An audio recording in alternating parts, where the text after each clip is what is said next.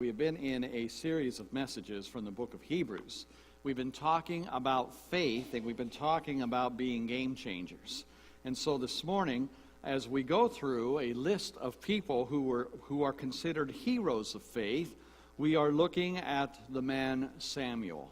And in looking at Samuel, we're talking about the importance of living a consecrated life. Now, in Hebrews chapter 11, we have all these famous Old Testament people that are mentioned as being heroes of faith. Now remember, this is a New Testament book. This is a book about Christianity. But if these people were not faithful to God and faithful to their calling, it's likely that we wouldn't have the blessings we have today. And so we're thankful for these people. And they are considered heroes because they had to work through insurmountable odds to be able to accomplish what God had in store for them to do. And so here they are listed. And when we get to the 32nd verse of the 11th chapter, we see that the Hebrew writers talked about all these people, and some he's talked about at length. He's spent an entire paragraph reminding us about a person's life and their lifestyle and what they were able to do. But now he's running out of time. And he says in verse 32, he said, what more shall I say? I do not have time to tell you about Gideon, Barak, Samson, and Jephthah, about David and Samuel and the prophets. And as he took a decent amount of time reminding us about some of these earlier heroes of our faith, these earlier game changers, now he kind of lumps them all together in one verse. And we've already talked about the judges, the first four. We are not going to talk about David because he is kind of out of sequence. We understand that Samuel came before David. And so we're going to look at Samuel's life this morning. And we're going to remind ourselves of what it means to live a consecrated life. This is the 13th in our series of the Game Changers. Samuel was a major player in the whole of the Old Testament. We have two books named for him, 1st and 2nd Samuel. But he did so much to change the whole direction of God's people. He was the last of the judges, and he was the first of the prophets. It was Samuel who anointed the first two kings of Israel.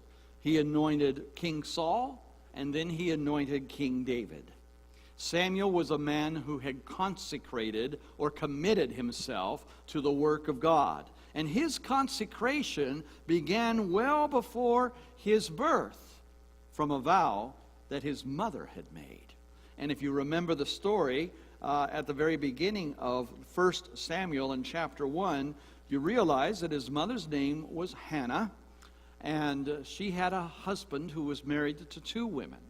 The one wife was bearing child after child after child, and Hannah was barren. She couldn't have a child. And this wife who was bearing their husband all these children was now mocking Hannah and making fun of Hannah. And her husband, Elkanah, had such pity and such love and such compassion for her. He was offering double portions of offerings to God. He was praying that somehow God would open her womb. But year after year after year, she could not bear a child. And then in the first chapter of 1 Samuel, starting at verse 9, we have this event taking place prior to Samuel's birth. Once, when they had finished eating and drinking in Shiloh, Hannah stood up. Now Eli the priest was sitting on his chair by the doorpost of the Lord's house. And in her deep anguish, Hannah prayed to the Lord, weeping bitterly. And she made a vow, saying, Lord Almighty, if you will only look on your servant's misery and remember me, and not forget your servant, but give her a son, then I will give him to the Lord for all the days of his life. And she made that commitment. She said, if you allow me to bear a son, I will honor you by making sure I give him back to you. And the story goes on that when she had weaned Samuel, she presented him to Eli the priest, and he worked in the tabernacle and worked with Eli and the other priests through the rest of those priests' lives. And then God had some great things in store for Samuel. Samuel's consecration to God came because of his mother's consecration to God. He was dedicated to God before his birth, and he faithfully followed his calling. Now, to help you understand a little bit of this, maybe in the 20th century, let me relay a very personal and a very true family story to you. Some months after my mother died, my family gathered at our home to go through the rest of her personal items. We tried to do that within days of her death, but as we took the things out and started looking at them, we realized it was just too hard. And we all agreed that we would wait until spring. She died in October. We would wait until spring, and we would meet at my house, which was about halfway between my sister and brothers. And my sister would bring those things with her, and we would finish going through my mother's small amount of personal possessions. As we were going through those things, because my birth is recorded in here, I received my mother's personal diary. Started in 1952 and ending in 1956. It was a 5-year diary.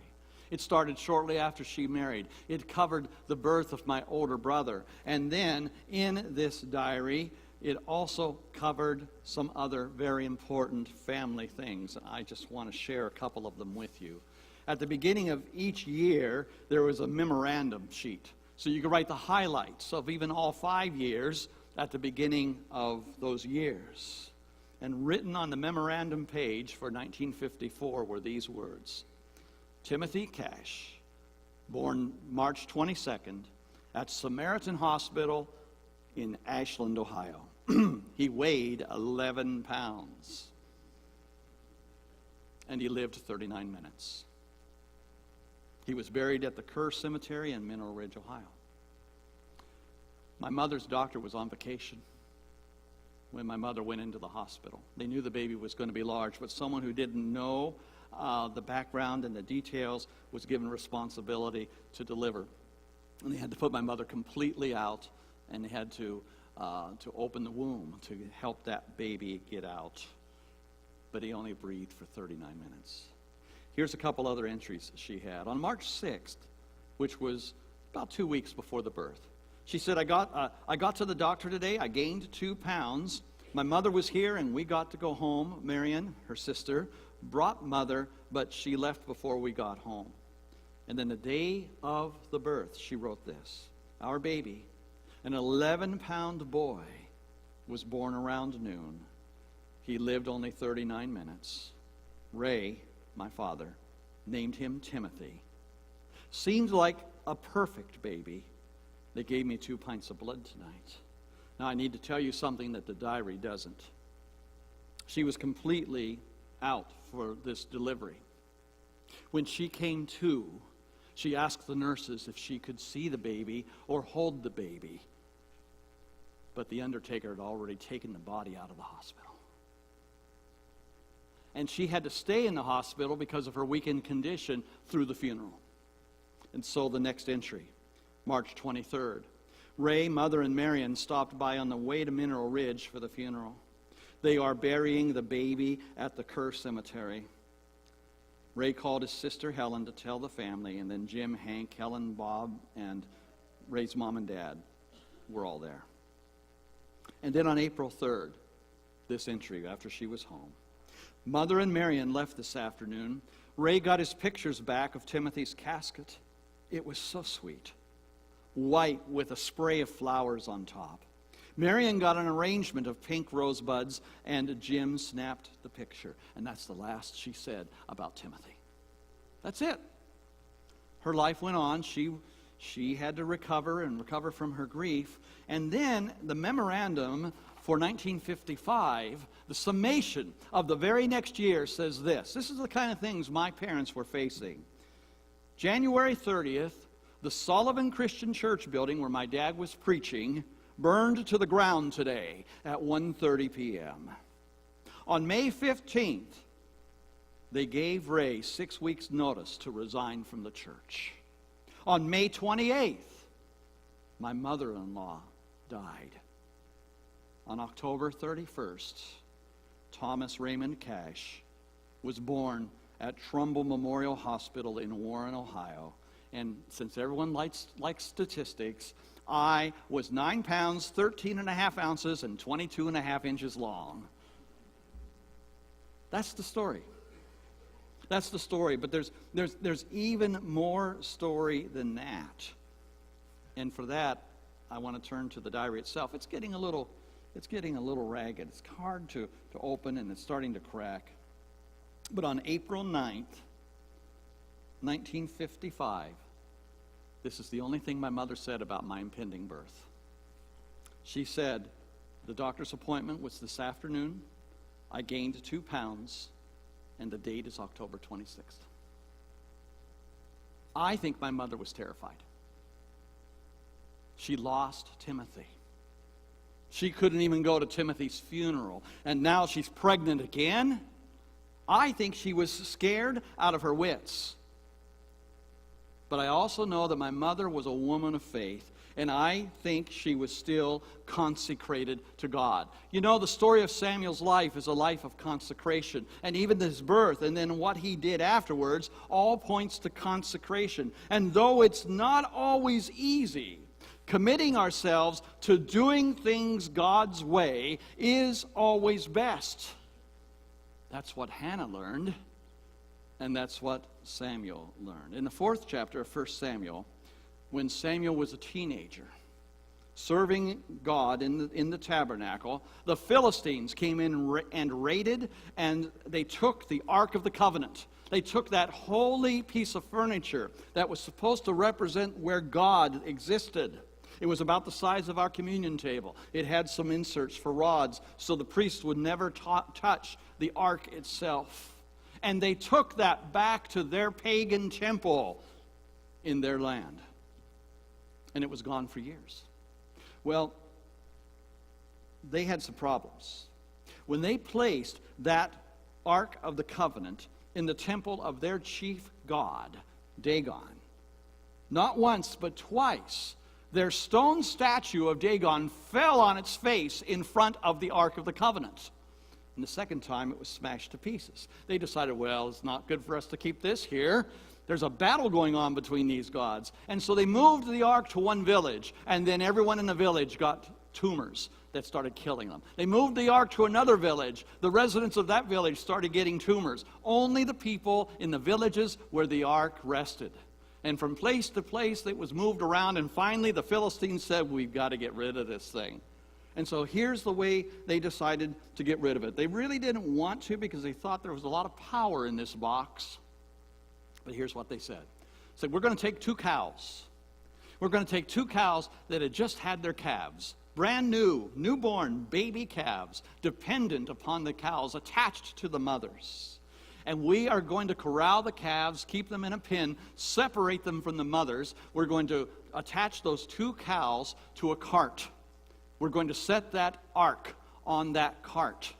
And we are going to let the cows go. Now, if the cows turn because the babies are crying, and they turn around, then we know the ark's supposed to stay with us. But if they go directly to the border, then we know the ark needs to go back to Israel. And with the babies just mooing away and crying plaintively, those 2 mother cows didn't look to the left or to the right. They went straight to the border. And the ark came back into the possession of Israel. What a celebration. It had been gone, it had been taken away, and now it was back. But you know, with that kind of return, we see that in this story of the Philistines returning God's ark to God's people, we can discover 5 things, and we're going to touch on these very briefly. First of all, we discover that there must be a reverence for God. The ark finally comes back, and in chapter 6, in verses 17 through 21, we're told that the people were just crazy with excitement, and they were celebrating because now they had this precious possession that was supposed to be the very enclosure of God. They should have taken it back to the tabernacle. They should have called the priests to insert the rods and carefully and reverently carry that piece of furniture back to the holiest place in all their encampment. But they didn't. They kept it in the village where it arrived, and they made it a sideshow. Come on and see the ark. Come and see the place of God. And some of the men of the community were so brazen that they actually lifted the lid and peeked inside, and they died. They died. And the whole community was mourning this. Well, guess what, folks? If there's no reverence for God, we die too.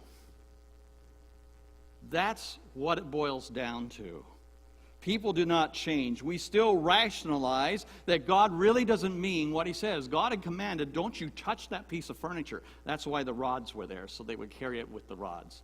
Don't you ever open up the lid, because that's my dwelling place. And they opened up the lid, and they died. Things don't change. All the way back at the beginning in Genesis, there was this promise. Who told you that you would die if you eat the fruit of that tree? You're not going to die. You eat the fruit of that tree, you'll just have the knowledge of God, and he doesn't want anyone to compete with him. He doesn't want competition. And so Eve ate of the fruit, and she sinned. You see, things don't change. Today, people say, well, God really doesn't mean that there's a real hell. So you don't have to worry about how you live. Yeah, I know the Bible tells me I ought not do these things, but who cares? I'm not going to go to hell. God's too good to send me to hell. But you know, God says he means what he says, and he says what he means. And guess what? God does not change. The results of purposefully ignoring the commands of God will be disastrous. These many men were struck dead simply for looking into the ark. And they had to realize how utterly different and how vastly superior their one true God is to be able to do these things. And they had to realize how holy this God is. Please, let's understand, we today in 2016 must have a real reverence for God, period. We can't play it with this. We're dealing with one who keeps his word and has not changed. Secondly, there must be a return to God. 20 years had passed from the time that the ark finally arrived to Israel to the time that Samuel, now as one of the judges, said, or as the judge of Israel prior to the kings, said, it's time to take this ark back to where it belongs. 20 years it sat there. They just kind of sat on their hands and they let it be where it should not have been. But there was a time to return to God. And so we're told that the ark remained in Kiriath Jearim for a long time. It was there for 20 years, and the house of Israel lamented after the Lord. The house of Israel was always looking to return back to God.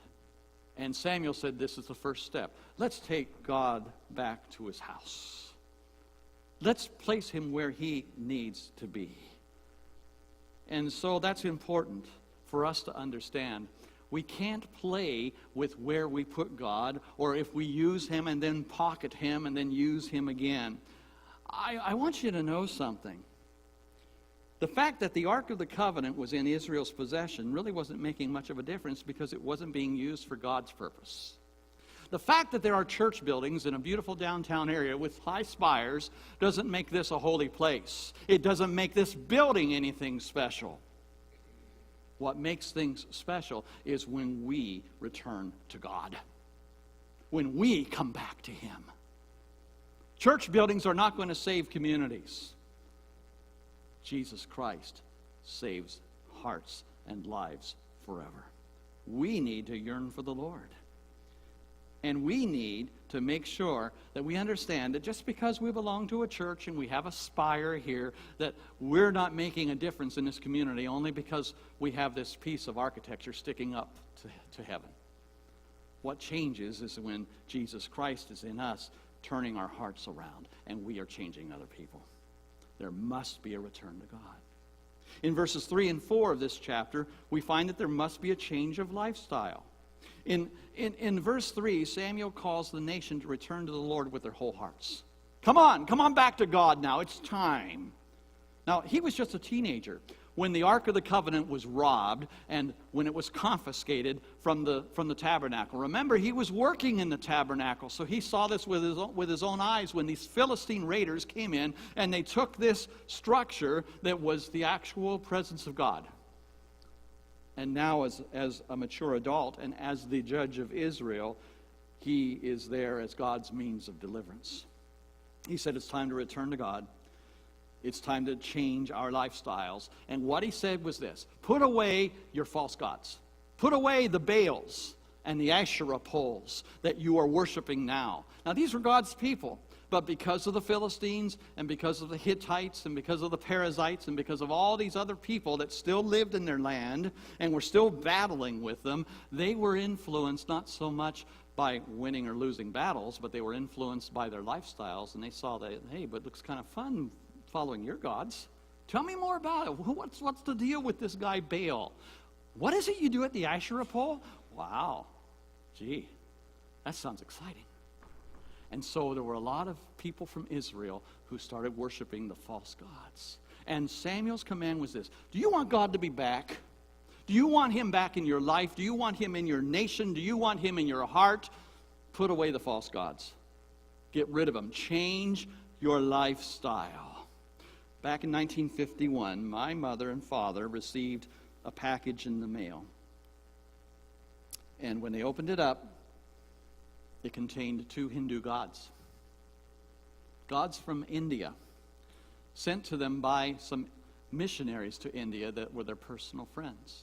The packing slip is in there. The customs slip is in there. And it was sent in March of 1951 to my parents. I don't know who these 2 dudes are. This one's riding a peacock. This is a woman of some sort with a serpent in her hand. So I don't know if I want to mess with her much, okay? But you know what they really are? Just pieces of wood. That's all they are, and that's all they'll ever be. Because there is one true God. But I want to let you know that even as these 2 Hindu gods have rested in this shoebox in my parents' house for so many years and now is in my possession. These have been in the church office for the last 6 years. You didn't know there were Hindu gods in this church building, did you? They've been in my office. But even as they rest in this confetti paper, and they've sat here for 60-some years, there are still gods that we worship today. One God can be found right here. It's money. And it's what it can buy and how it can influence people. It could go in the box. There's another God that we worship, our time. And we make our time so valuable that we spend time for what we want or what it seems like is commanded of us, and we don't give enough to God. It becomes God. And I would also say, this ring that I've had on my fingers come this Sunday for 40 years. It's a little thinner now than it used to be. But for 40 years, this ring represents my family. And there are people who will put their money and what money can buy. They will put their time and what they do with their lives, and they will put their families, as good as that is, above God. And they worship. And God says, there's only one, and it's me. And if you really want a blessing, don't follow your gods. We're not worshiping pieces of wood, but we're sure worshiping other things these days. And so it's important for us to return to God. We need to also understand that not only should we make a change in our lifestyle, fourth, we need to confess our sin.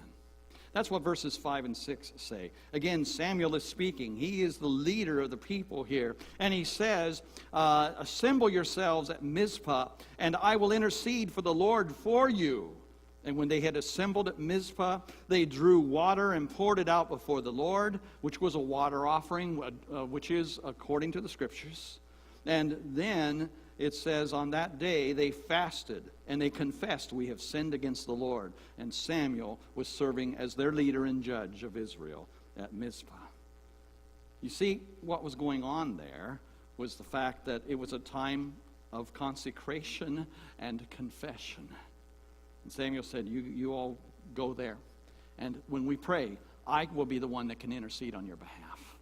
You know, I want you to know something. We don't need Samuel to intercede for us anymore because God has provided a Redeemer. He has provided one intercessor, and that intercessor is Jesus Christ. It is Jesus who is the one we can boldly come to in the name of God. That's what Hebrews 4:16 tells us. It is Jesus who is the one who mediates between us and God. That's what 1 Timothy chapter 2 declares. But on the other hand, we sometimes need more than Jesus. We need each other. We do need to pray for one another. We do need to lift each other up. Just as the whole nation gathered at Mizpah and had a prayer service, they were praying for each other. And they were confessing their wrongs. They had gotten rid of their gods. They were ready to follow the one true God. I recently had someone here at this church ask me, what's the use of praying? If God knows everything, what's the use of praying? Now, I want you to take a look at this story and understand that if we refuse to ask others to pray for us, it's really a mark of our pride. We're saying, I don't need you, and I don't need your prayers. That's not what Samuel said. He said, you pray, I'll intercede, you pray for each other. You need each other right now to be able to make this what it's supposed to be. And when they prayed out, Lord, we have sinned against you. They confessed their wrong. In Psalm 51, verse 17, David declared a truth that is worth remembering. He said, the sacrifices of God are a broken spirit, a broken and contrite heart. These, O God, you will not despise. There needs to be a confession of our sin. But finally, there needs to be total dependence upon God. At the end of this story, we find that the Philistines heard that Israel had met at Mizpah.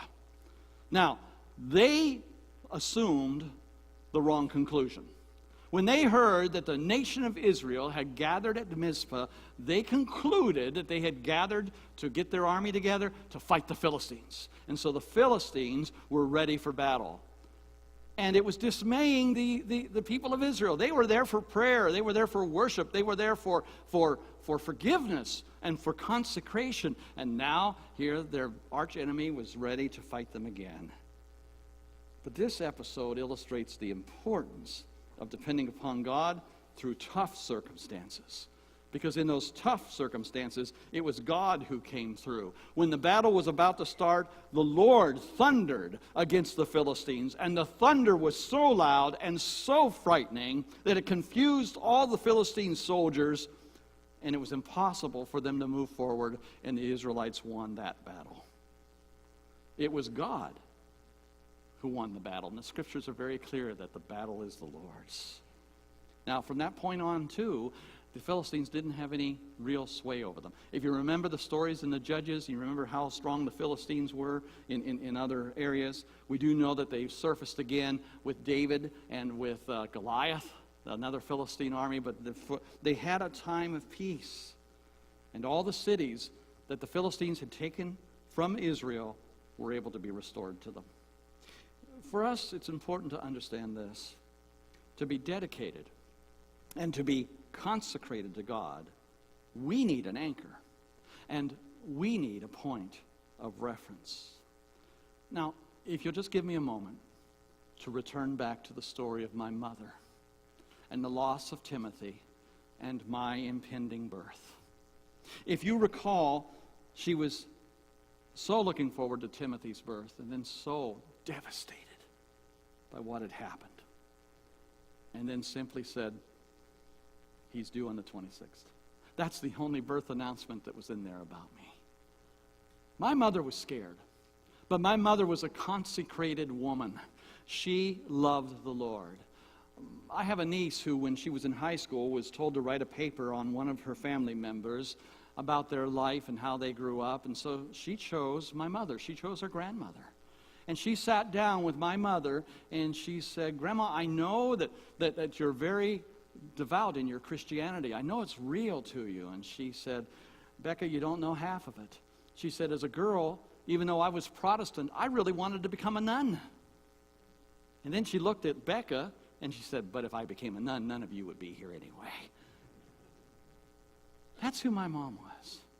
When I was a young adult, married with 2 little munchkins, Kalita and I went home to Ohio and we visited for the weekend.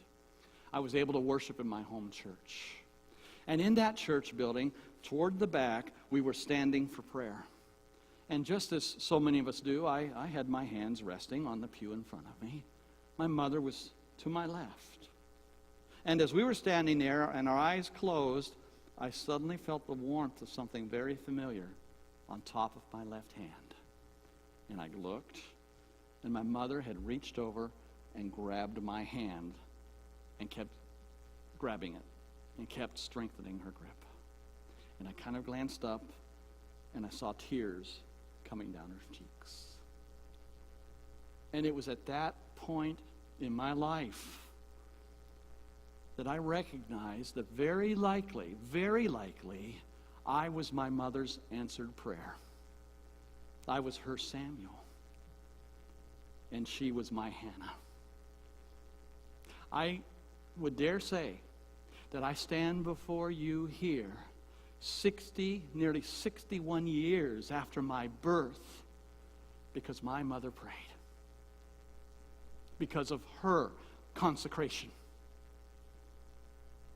And she wound up with a consecrated son. I think she bargained with God. I think she was scared to death when Timothy died and she found out she was pregnant again. I don't think she knew what to write in that diary. And when I came along, smiling my whole life, happy-go-lucky, but loving Jesus, I truly believe today that she prayed that she would give this child to God. And that's why I'm here today in Sault Ste. Marie. Consecration. It works from one generation to the next. It must work from this generation to the future generation. We have to return to God as Samuel called the people back to God. We've got to give up our idols. We've got to forsake them. I don't care if they're made of wood or if they're made of gold. The Lord God is the one true God. And we must serve Him alone. They called the place where they met Ebenezer. And Ebenezer was a place that simply meant that God would be there. And God would be their post. We have Ebenezers in our lives. And our Ebenezer, our rock of help, the one who is our strength, can be found only in a real relationship with Jesus Christ. Not something superficial, not just because there's a church steeple in town and we can point to that steeple and say, that's my church. Is Jesus in your life? Is He in your heart? Is He consecrated to you? You need to make a difference for Him. It boils down to this. We need to be game changers. Because, what's it say, folks?